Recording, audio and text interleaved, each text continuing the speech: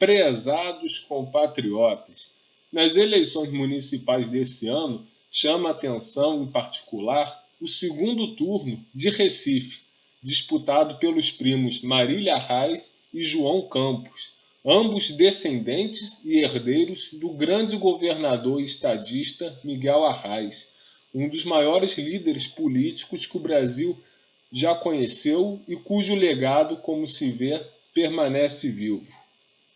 Esse fato faz a esquerda ficar admirada e a direita ficar horrorizada. Como é que pode uma mesma família ser tão popular por tanto tempo e criar suas próprias versões de esquerda e de direita, representadas respectivamente por Marília e João? Em que se baseia essa permanência tão bem-vinda e necessária que resiste há décadas? Isso se explica, basicamente, pela força do projeto político de Arraes, que sempre foi bastante generoso com a maioria das pessoas, sempre foi muito generoso e solícito ao povo pernambucano e ao povo brasileiro em geral, e também suficientemente pragmático para costurar amplos acordos com vários setores úteis para uma significativa transformação social. O arraísmo, se assim podemos chamar a corrente política inaugurada por Arraes, é, nesse sentido, semelhante ao peronismo argentino. Existe diversidade na unidade e unidade na diversidade. Existem correntes mais à direita, mais à esquerda, mais liberais, mais socialistas, mas todas elas, na base, no fundamento, comprometidas com os interesses sociais, com os interesses do povo, dos quais não podem se divorciar sob risco de acabar. O próprio Arraes sempre estimulou essa diversidade e esse pragmatismo para costurar amplos acordos, né?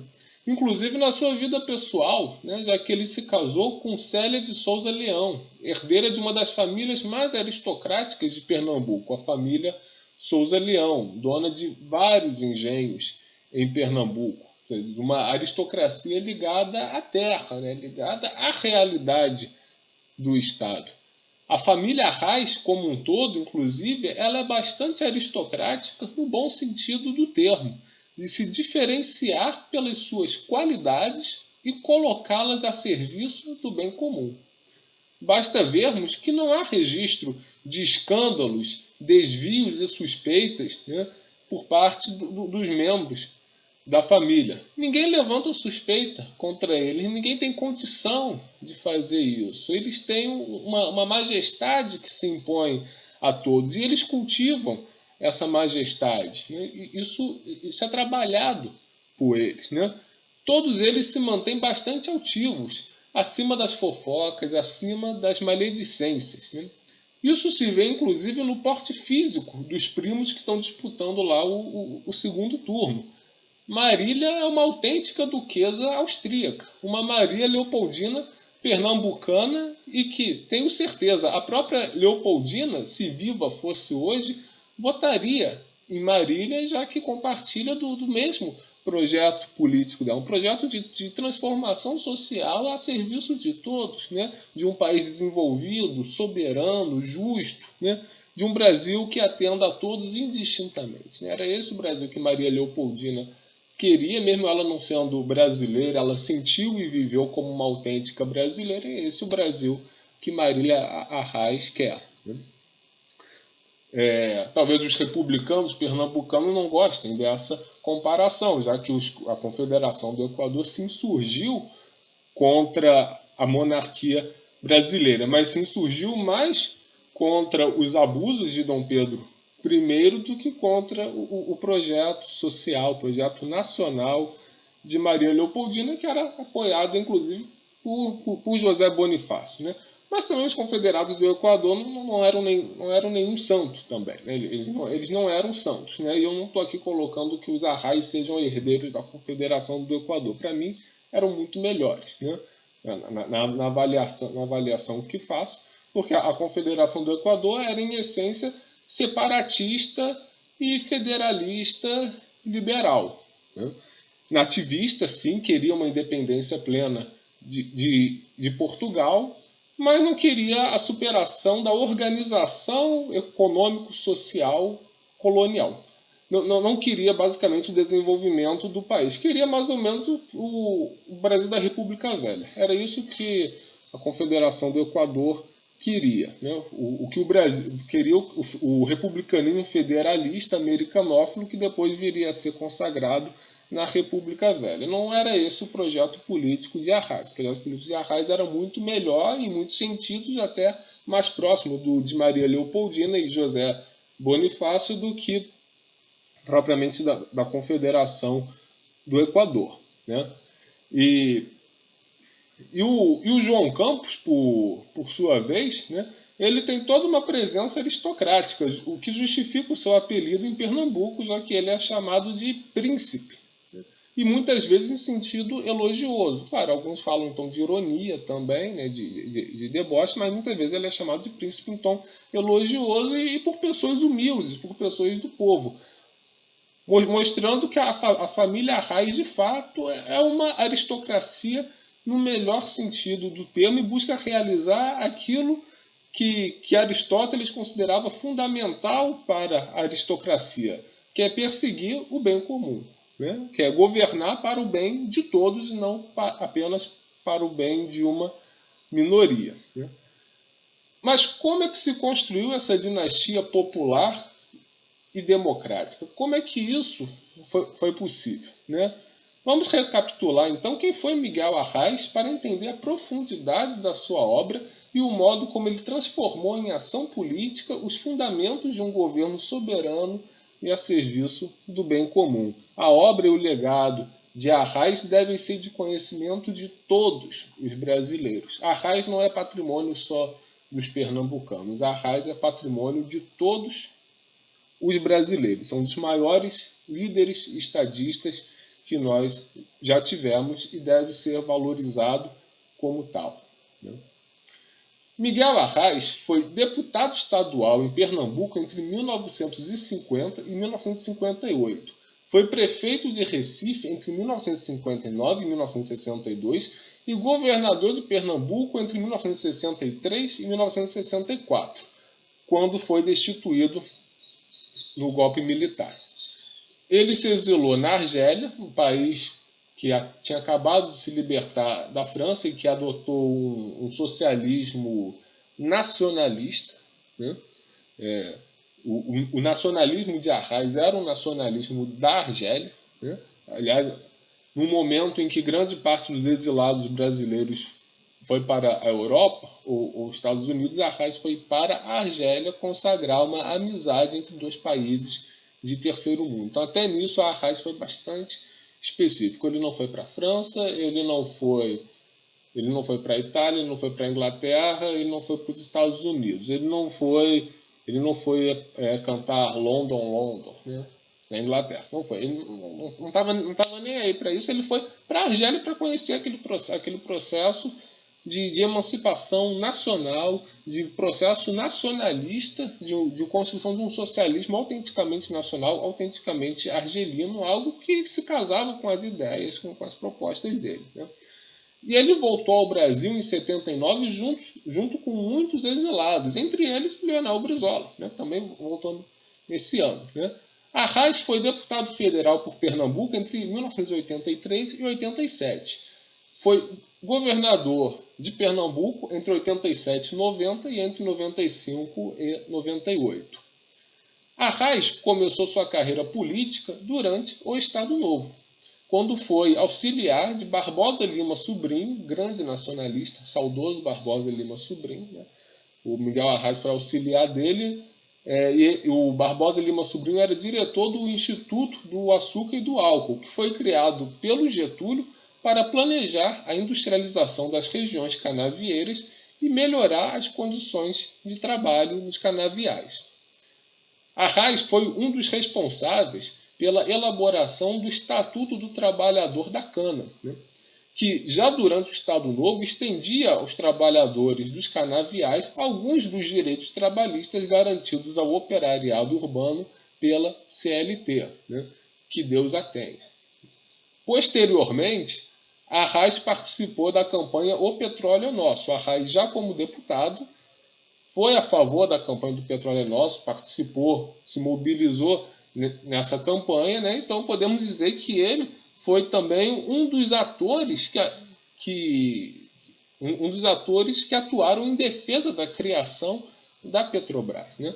Então vemos que Arraes sempre teve um cunho nacionalista, ele sempre teve um viés nacionalista, ele nunca foi regionalista, ele nunca foi nativista. Por isso que eu falei, não dá para colocar Arraes como continuador de Frei Caneca, porque Frei Caneca era puramente regionalista. Frei Caneca não pensava em Brasil. Frei Caneca pensava na Confederação do Equador, que teria um modo de organização idêntico ao dos Estados Unidos, uma coisa importada, artificial. Inclusive, Frei Caneca foi auxiliado pelos Estados Unidos, e Dom Pedro I reprimiu não só Frei Caneca, mas também alguns agentes estadunidenses, inclusive teve que combater um navio dos Estados Unidos, com a bandeira dos Estados Unidos, que estava auxiliando os confederados, né? Então vemos que Miguel Arraes não tem absolutamente nada a ver com a Confederação do Equador, né?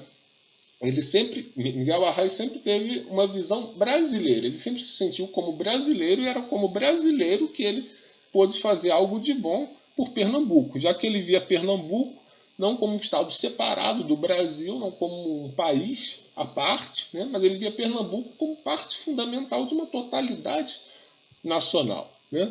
E que Pernambuco não seria nada sem a nação brasileira, da mesma forma que a nação brasileira não seria nada, teria muito a perder se abandonasse Pernambuco, né?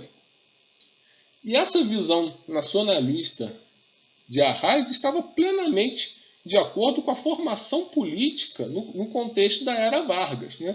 Inclusive, Arraes sempre se referiu a Getúlio de forma bastante elogiosa, crítica também, né? no que devia ser criticado, mas sempre com muito respeito, sempre com muita reverência, né? Ou seja, isso mostra que um grande estadista como Arraes soube reconhecer também o grande estadista que foi Getúlio, né? Não houve ressentimentos, havia, claro, algumas críticas, algumas divergências, como é natural e saudável que haja, mas Arraes sabia de que ele estava do lado de Getúlio, que Getúlio estava do lado dele também, né? Era uma parceria, de fato. Havia um projeto político comum, né? E era um projeto político nacional, né? Poderíamos dizer, de um nacional trabalhista, né? De um nacionalismo popular, né?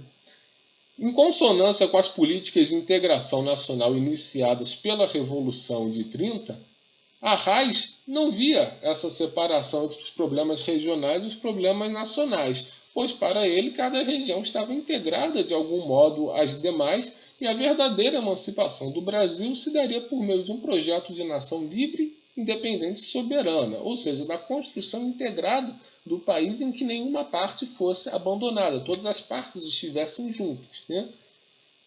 Segundo ele, por exemplo, né, a industrialização de São Paulo em detrimento do Nordeste prejudicava não só o Nordeste, já que expelia a população para São Paulo, engrossando a marginalidade, a favelização, a pobreza e a miséria urbana, né? Como também prejudicava São Paulo, né?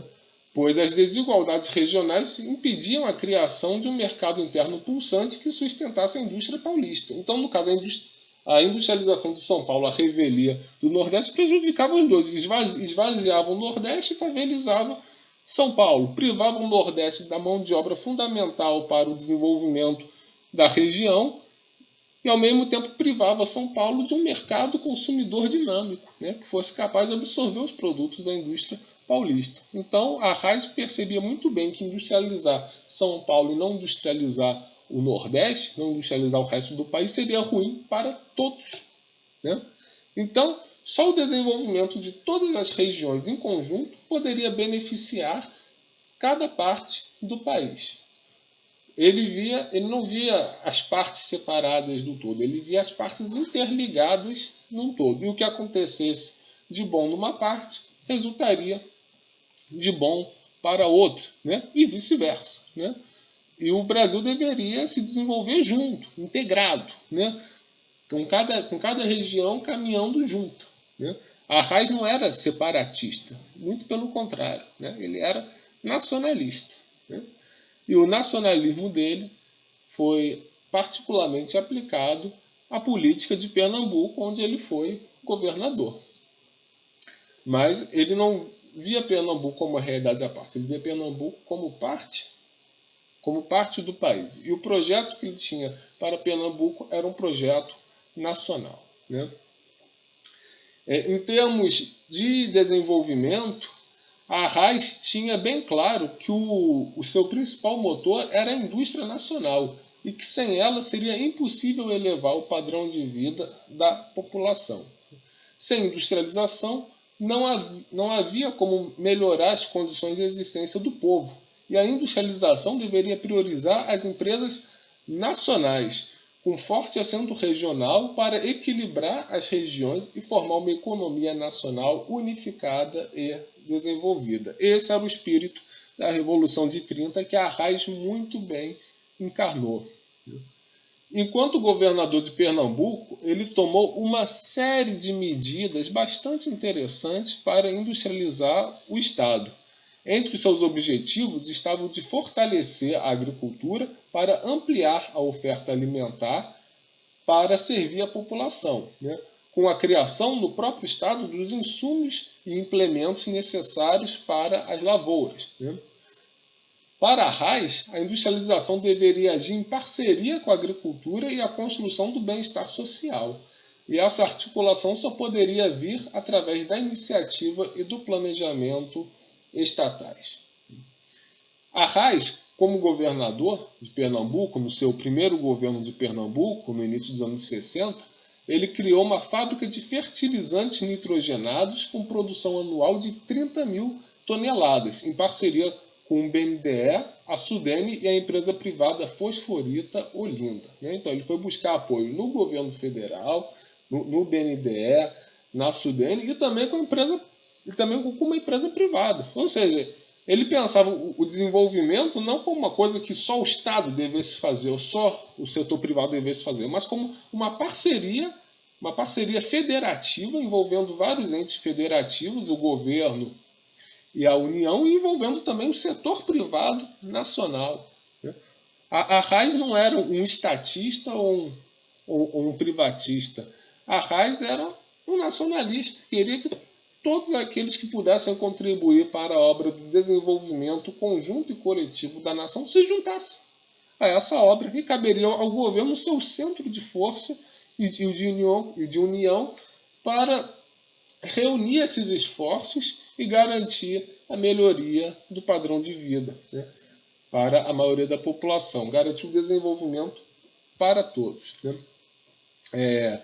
Ainda nesse primeiro governo de Pernambuco, que aliás foi uma revolução, a Arraes fez uma revolução, em um ano de governo estadual, ele fez uma revolução. Imagina se não tivesse sido o golpe e ele tivesse terminado o governo. Né. Eu vou falar aqui as realizações dele, vocês vão ver como foi revolução. Em um ano foi uma revolução. Imagina se fizesse 4. Né? Imagina, toda essa revolução multiplicada por 4. Né? Aí, Pernambuco seria uma Suécia tropical. Né? Com certeza, né? Se o projeto dele não tivesse sido barbaramente interrompido pelo golpe militar. Né?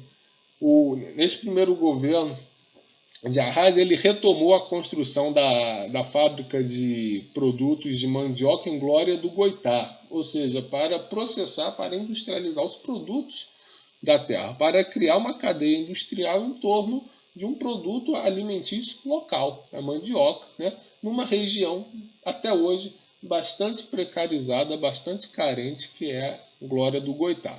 Né. Arraes também criou um laboratório farmacêutico do Estado para atender aos hospitais e postos de saúde de Pernambuco, empregando preferencialmente matérias-primas da região. Esse laboratório farmacêutico, a LAFEP, existe até hoje. Né? Mas a LAFEP hoje ela tem uma base produtiva bem menor. Né? Os governos que vieram depois do Arraes, né, principalmente os governos do Jarbas Vasconcelos, desidrataram bastante a Lafep, mas ela continua existindo, continua sendo fundamental para o atendimento da população de Pernambuco. Né? E o Arraes também criou a Coperbo, a Companhia Pernambucana de Borracha Sintética, que seria privatizada em 82. Né? A Coperbo foi fundamental para formar a indústria química, a indústria de base, a indústria pesada de Pernambuco para a criação de borracha sintética, ou seja, foi um empreendimento fundamental para a industrialização de Pernambuco. Né?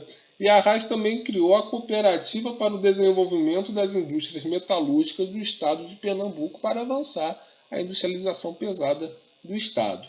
Para isso, foi fundamental a ampliação e a interiorização da atuação da Caixa de Crédito Mobiliário de Pernambuco, que se tornou o Banco do Estado de Pernambuco, o Bandep, posteriormente. Né? Ou seja, o Arraes utilizou um banco público para fomentar o desenvolvimento e levá-lo para as regiões mais ao interior do Estado. A Arraes não queria que o desenvolvimento se concentrasse só em Recife, só no litoral. Ele queria o desenvolvimento em todo o Estado. Ele queria o desenvolvimento no Agreste, ele queria o desenvolvimento no Sertão, e para isso utilizou o protagonismo estatal dos bancos públicos, da ação empreendedora do governo, para poder criar dinâmicas positivas de desenvolvimento em todo o Estado, em benefício de toda a população. A Arraes também investiu bastante na construção e na ampliação de estradas, do saneamento básico e do setor elétrico. Ele criou um plano de eletrificação rural e realizou convênios com a Sudene para a eletrificação de todo o Estado, a fim de cuidar da irrigação posteriormente. Ou seja, para melhorar a agricultura era preciso eletrificação. Né? Para irrigar a agricultura, para aumentar a produtividade agrícola, seria preciso eletrificação, e foi isso que ele fez. Ele não conseguiria eletrificar todo o estado de Pernambuco nesse um ano de governo, embora tenha feito bastante para avançar. Ele só foi completar a eletrificação de Pernambuco nos anos 90. Né? Mas isso a gente vai chegar nessa parte quando falar dos governos dele depois. Né? Nesse primeiro governo estadual dele, né, a Arraes incorporou, terraplenou e pavimentou várias rodovias. Né?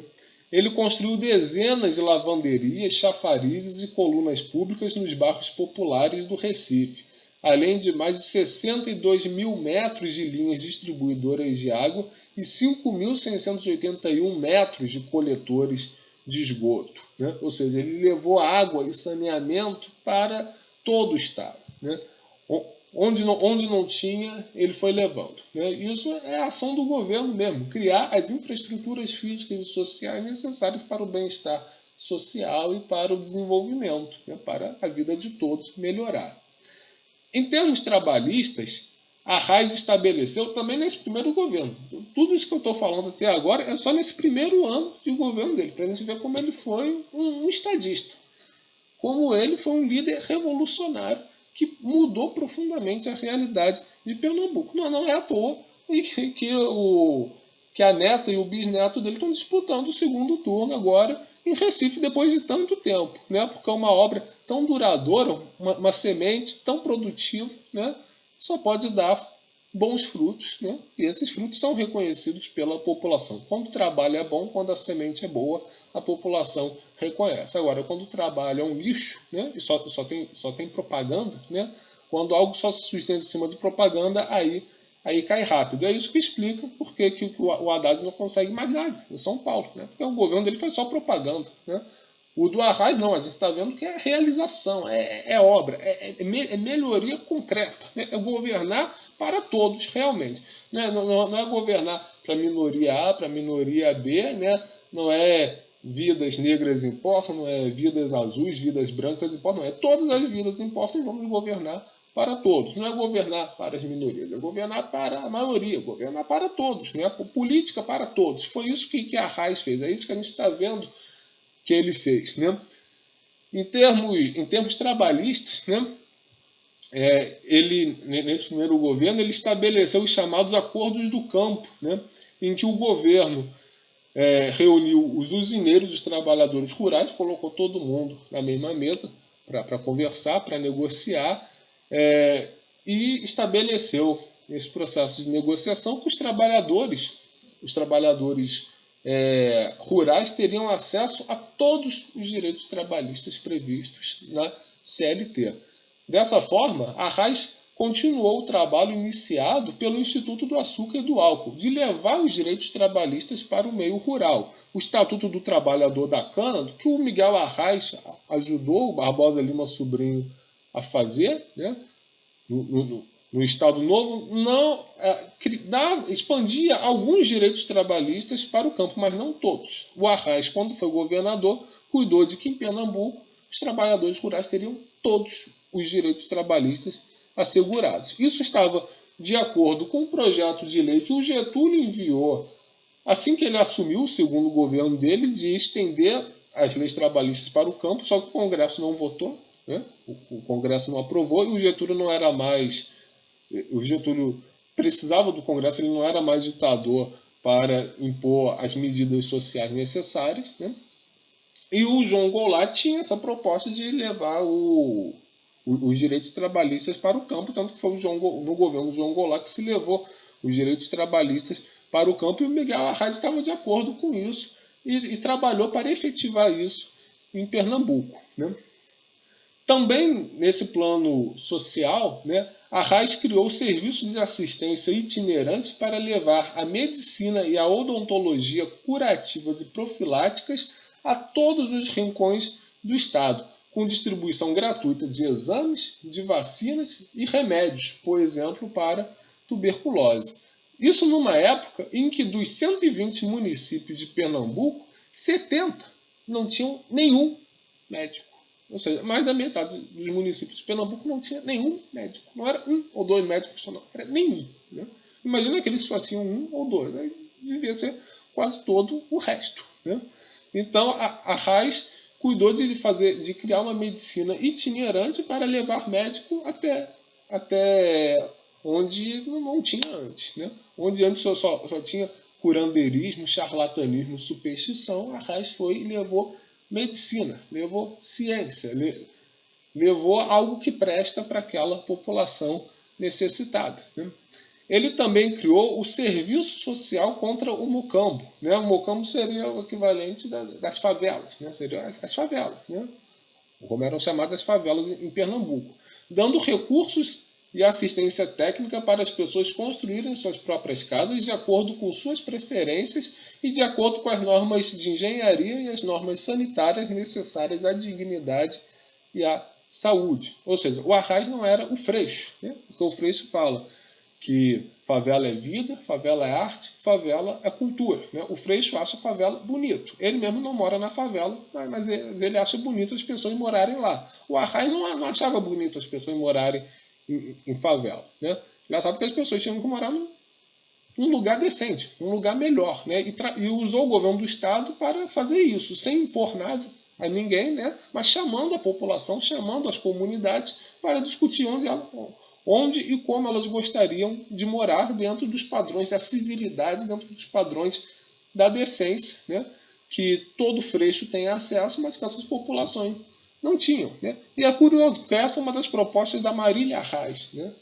Nas eleições desse ano, erradicar as palafitas. Né? Uma proposta linda, uma proposta essencial, importantíssima. Né? Mas a Marília Arraes só pode defender isso porque ela está num estado onde a política, bem ou mal, ainda é dominada por grupos que têm compromisso com a população. Né? Esse grupo é da família Arraes. Né? Porque no Rio, onde o que se chama de esquerda é um puxadinho da Globo, né? Onde o PSOL, o Freixo são puxadinhos da Globo, favela é lindo, né? Favela é arte. Né? Se a Marília Arraes fosse candidata ao Rio de Janeiro e falasse em acabar com as favelas, ela seria chamada de fascista, de bolsonarista, de tudo isso. Né? Mas em Pernambuco, como não tem essa esquerda global, né, como lá é uma esquerda de verdade popular, que governa para a maioria, uma esquerda fundamentada na ação pioneira de Miguel Arraes, né? Então ela pode falar tranquilamente em acabar com as palafitas, né? Em trabalhar para que as pessoas não morem em palafitas, né? Vocês não vão ver a Marília Arraes falando que palafita é arte, palafita é vida e palafita é cultura, né? Porque não é, né? Palafita é doença, é miséria, é morte, é violência, é tudo de ruim, é a degradação humana, assim como as favelas. A favela é tudo de ruim, né? O Freixo acha que é tudo de bom, mas ele não mora em uma, né? Ele quer que os outros morem em favela, né? Mas ele mesmo não quer morar, né? Em Pernambuco não tem isso. Em Pernambuco, favela é vista como problema social e o governo tem que dar uma função para resolver esse problema, né? É essa a concepção do Arraes, é essa a concepção da família Arraes que a Marília Arraes muito bem defende, né? Então, por isso que a gente vê que a família Arraes está há décadas em Pernambuco, está monopolizando o segundo turno no Recife, e o pessoal do Rio é uma coisa completamente fugaz, né? Que não tem sustentação, que não se sustenta com o tempo. Não se sustentou nem de 2016 para 2020. Né? Então, daí a gente vê que o que realmente é sólido não se desmancha no ar. Né? O que se desmancha no ar é o que é feito de propaganda, de perfumaria, é o que é feito de futilidade, como é o caso do pessoal do Rio, né? Como é o caso do Freixo. Né? O que é sólido, o que tem verdade, o que tem solidez, não se desmancha fácil. A gente está vendo isso em Pernambuco com o sucesso da família Arraes. Mas voltando aqui para o Miguel Arraes depois desse parênteses, né? Então, no campo da educação, o Arraes lançou a campanha de alfabetização de adolescentes e adultos, com o objetivo de alfabetizar mais de 1 milhão de pessoas em todo o estado. Inclusive, Paulo Freire participou dessa campanha, que teve a parceria formal do Movimento de Cultura Popular e do Serviço de Extensão Cultural da Universidade de Recife. Ou seja, era a universidade sendo chamada a prestar o seu papel social, o seu papel de transformação social. Entre 1963 e 64, o Arraes construiu 115 escolas primárias na capital e no interior, 41 escolas rurais, 12 pavilhões de artes industriais, né? Na época, artes industriais seriam assim, os ofícios, as técnicas necessárias para o trabalho da indústria. 5 pavilhões para escritórios comerciais, 7 pavilhões de oficinas para a 5ª e a 6ª séries primárias, ampliou 15 ginásios industriais e construiu mais 10, reequipou as escolas com material didático e maquinaria e criou ainda um centro pedagógico no interior. Gente, isso foi tudo em 1 ano de governo. Né? Imagina se ele tivesse ficado os 4 ou 5 anos de governo dele, o que ele não faria? Faria muito mais, faria muito melhor. Né? Multiplicaria por 5. Tudo isso que a gente está vendo. Seria uma verdadeira evolução. Né? E melhor ainda, né? Ele fez tudo isso reduzindo os impostos. Né? Pois ele aperfeiçoou o sistema de receita para combater a inflação, permitindo arrecadar mais e cobrar menos. Então, ele diminuiu em 33% os impostos para gêneros alimentícios e reduziu significativamente o imposto de exportação para fomentar a indústria local. Ou seja, ele beneficiou todo, ele beneficiou o pobre, beneficiou a classe média, beneficiou o industrial, beneficiou todo mundo, reduziu o imposto para todo mundo, né? Combatendo a sonegação, mesmo com todas essas reduções, a arrecadação do Estado cresceu 85,7%. Ou seja, ele coloca em execução um grande programa de obras estruturais, de obras fundantes, reduzindo o imposto e aumentando a arrecadação. Ou seja, ele mostrou que quando se faz a política certa, é jogo de soma positiva, dá tudo certo. Né? Não é que o universo conspira a favor, a política conspira a favor. Quando a política é certa, tudo dá certo. E quando a política é errada, tudo dá errado. Né? Então, a gente está vendo como que a visão política correta, como a visão política ancorada nos fundamentos adequados, né, faz com que toda a coletividade prospere, toda a coletividade cresça junto, né, pela ação indutora do governo. Né? A sociedade ganha, o setor privado ganha, o pobre ganha, a classe média ganha, o rico ganha, todo mundo ganha. Por quê? Por conta da política certa. Né?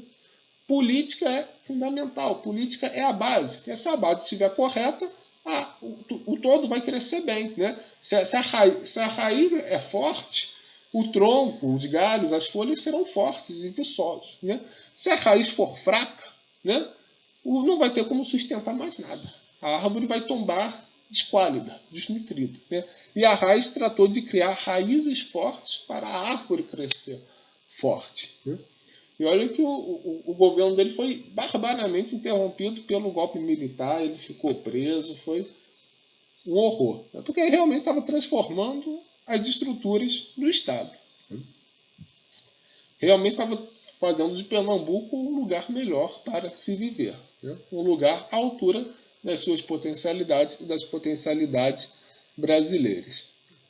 Já nos anos 80 e 90, quando Arraes foi novamente governador de Pernambuco, né, uma vez nos anos 80, a outra nos anos 90, as políticas de Arraes tiveram como foco a expansão da rede elétrica pernambucana por meio da CELP, né, a Companhia de Eletricidade de Pernambuco, que então era estatal, que foi criada em 65, já no governo militar. Né? Foi o governo de Pernambuco, né, que foi colocado pela ditadura que criou a CELP, né, e o Arraes, quando voltou ao governo nos anos 80, ele soube usar esse instrumento para ampliar a rede elétrica do Estado, continuar ampliando, continuar o trabalho que ele havia começado nos anos 60, né, já que ainda havia muitas regiões de Pernambuco que não tinham acesso à eletricidade. Né? E nesse período o Arraes também trabalhou bastante para expandir o abastecimento de água.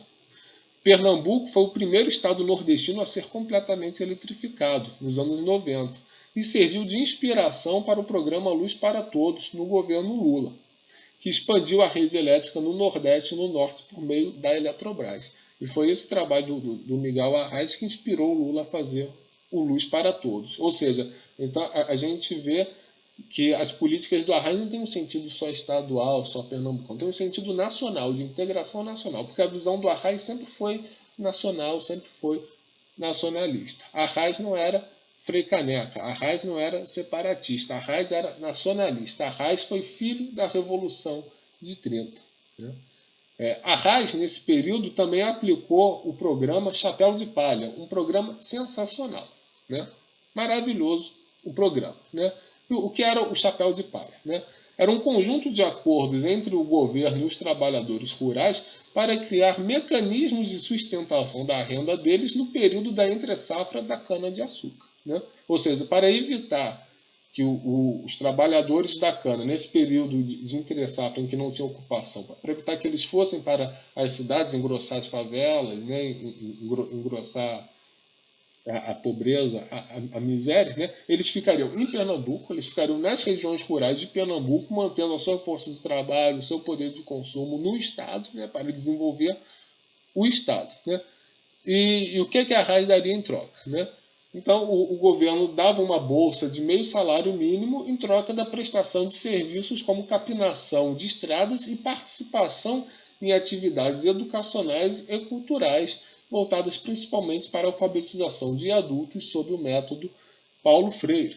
Né? Ou seja, o chapéu de palha também não era assistencialismo, não era renda básica, era uma forma de subsidiar os trabalhadores rurais em troca da prestação de serviços dos quais toda a coletividade se beneficiaria. Né?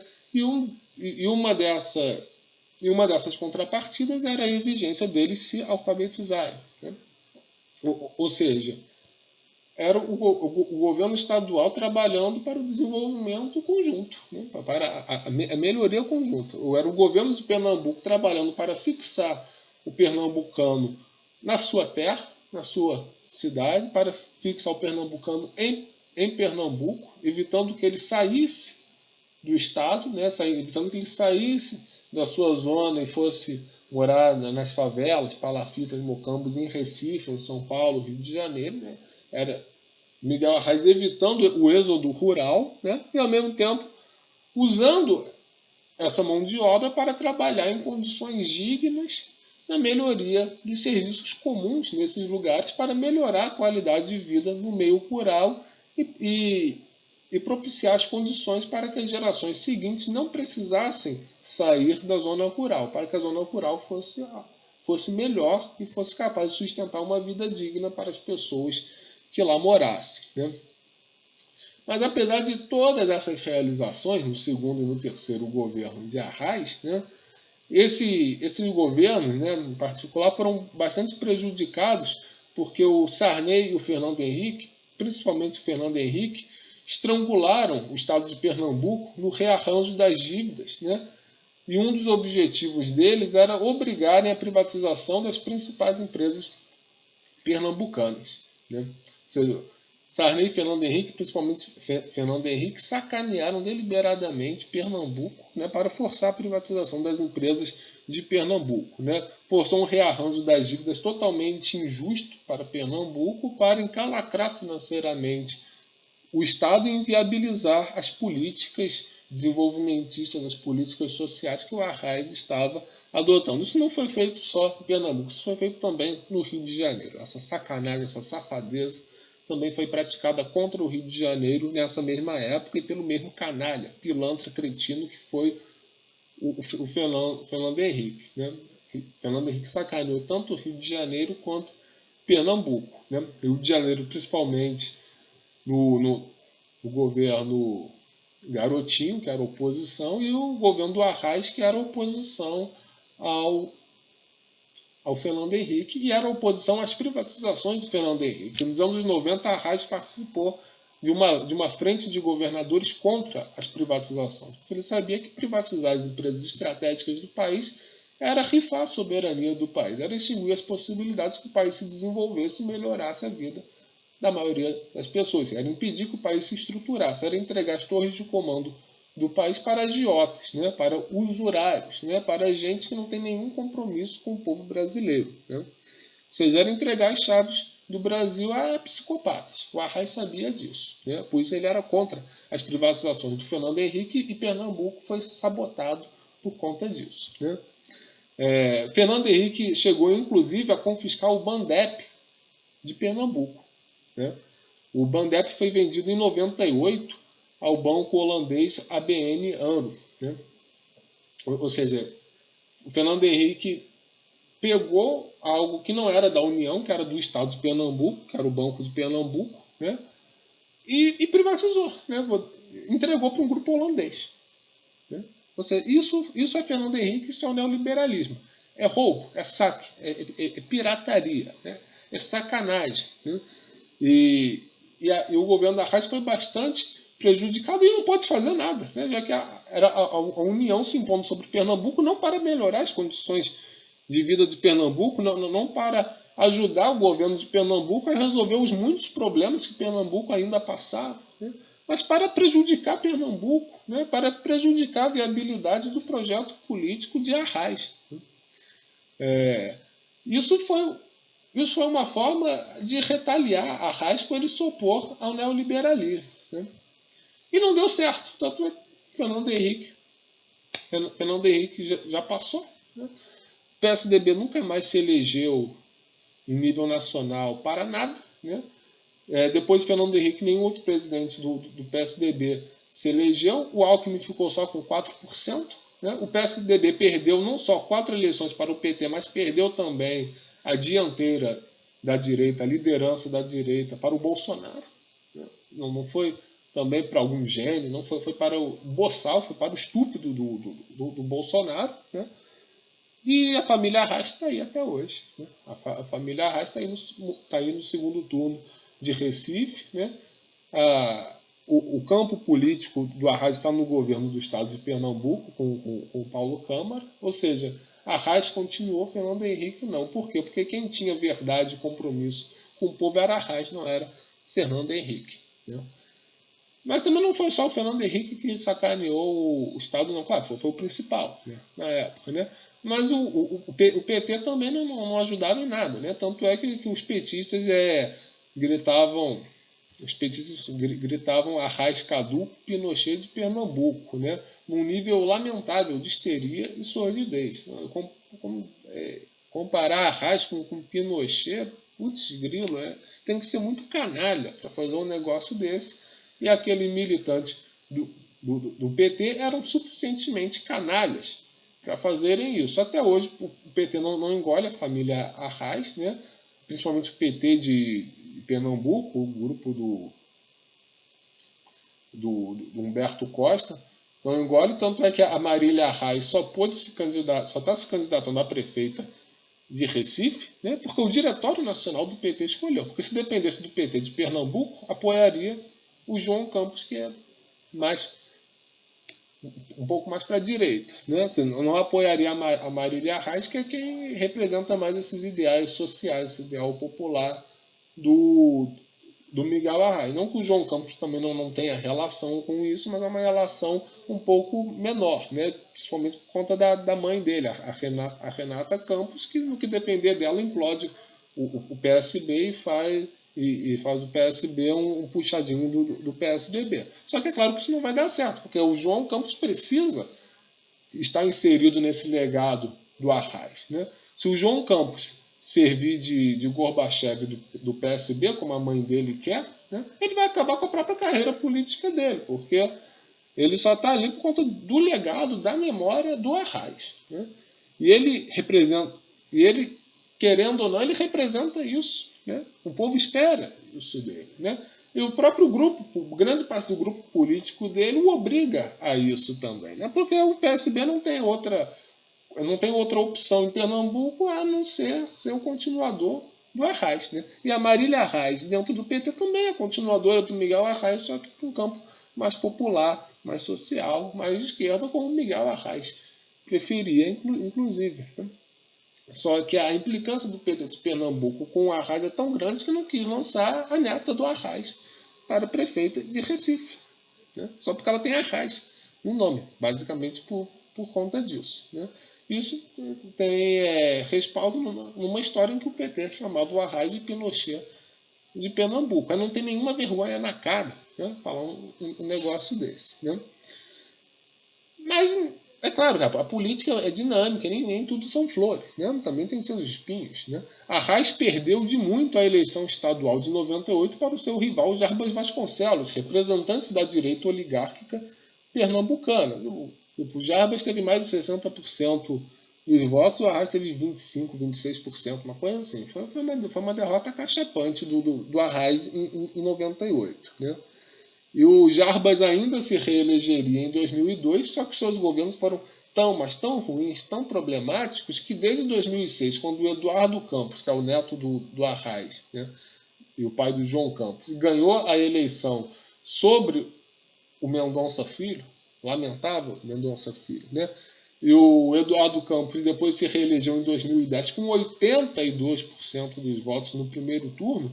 Desde então, o bloco político construído por Arraes não saiu mais do governo de Pernambuco, tendo se mantido dentro de uma certa variação, ora mais à direita, como quando o PSB de Pernambuco apoiou o impeachment contra a Dilma, né? Seja mais à esquerda, quando em 2018 passou a defender o Lula e se juntou com o PT. Então fica nessa variação, era um pouco mais para a direita, era um pouco mais para a esquerda. Mas esse bloco político construído pelo Arraes se mantém no governo de Pernambuco até hoje e dentro de uma banda de variação de acordo com a linha política geral de Arraes. Né? O segundo turno em Recife, né, com 2 membros da mesma família na disputa, revela em que medida o projeto político de Arraes permanece de pé, tendo a sua versão de esquerda, representada pela Marília, e a sua versão de direita, representada pelo João Campos, sendo João Campos um elemento mais perigoso e mais instável para esse legado de Arraes, já que ele, segundo muitos dizem, é um fantoche da mãe. Né? É uma marionete da mãe, e a mãe é tucana. Né? A mãe é tucanoide. Né? É amiguinha do Aécio, apoiou o Aécio, aquela coisa toda. Né? Eu acho que apoiaria hoje também, né? Se o Aécio se candidatasse de novo a presidente. Né? E, segundo dizem, ela tem um projeto político muito próprio e usa o filho para isso. Né?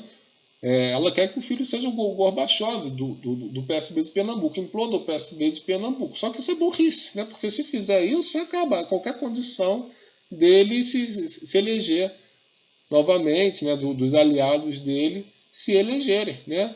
A tradição política do Arraes é forte. Essa tradição se impõe. Ele não, os herdeiros dessa tradição não podem simplesmente romper com isso. É a obrigação deles continuar até para a sobrevivência política deles. No meio político, eles são Arraes. Né? Eles não são Neves, eles não são Dória. Né? Eles são Arraes, só encontrarão seu lugar enquanto forem Arraes. Né? Então, eles têm que se manter nessa linha, né? Então, apesar da Marília ser petista, ser filiada ao PT, e do João Campos tender mais para o liberalismo identitário tucano, a força dessa tradição, da tradição Arraes, mantém-se de pé e obriga tanto João Campos quanto a Marília a terem, em alguma medida, reverência ao trabalho do avô e aos seus objetivos práticos de governar para a maioria. Né? Então, o que nós estamos vendo no segundo turno é o arraísmo de esquerda versus o arraísmo de direita, mas os dois são arraístas, né? Os dois são arrais, né? E mostram como, ao longo do tempo, né? o que se, ao longo das décadas, né? de várias décadas, o que se impôs em Pernambuco foi a política popular, foi a política social, foi a política nacional, a política de desenvolvimento liderada pelo Arraes, né? E que ele soube construir tão bem, ele soube incorporar tão bem politicamente em termos de alianças, que desde 2006 governa Pernambuco ininterruptamente e governa de uma forma assim tão compatível com os interesses da maioria que está sendo recompensado agora com um segundo turno na capital entre as duas vertentes do arraísmo. Né? Esperamos que os dois, né, tanto a Marília quanto o João, se mantenham leais à tradição de Arraes. Né? Porque é essa tradição que faz a força de Pernambuco e essa tradição precisa ser nacionalizada. Né? Isso não pode ficar só em Pernambuco, isso tem que ser levado para todo o Brasil, porque Arraes não foi apenas pernambucano, Arraes foi um brasileiro. Né? A política dele não era apenas para Pernambuco, era para o Brasil. A ambição política dele não era apenas pernambucana, né? Era, acima de tudo, nacional, porque ele sabia que Pernambuco só existiria enquanto membro da nação brasileira, e a nação brasileira não poderia prescindir de Pernambuco para ser forte e poderosa. Né? Então, é essa obra, é esse legado de Arraes que precisamos conhecer, que precisamos valorizar em todo o Brasil e incorporar num movimento de redenção nacional. Né? Porque qualquer movimento de redenção, qualquer movimento de redenção nacional, qualquer corrente política nacionalista, né, que valorize o Brasil, que goste do Brasil, precisa ter em alta conta Miguel Arraes e seu legado. Né? A causa de Miguel Arraes era a causa do Brasil independente. Né? Então, valorizando Miguel Arraes, entendendo Miguel Arraes, entendemos as circunstâncias políticas em Recife, em Pernambuco, né? E temos melhores e maiores instrumentos para reerguermos o Brasil e fazer do Brasil, de fato, uma nação independente. Muito obrigado a todos.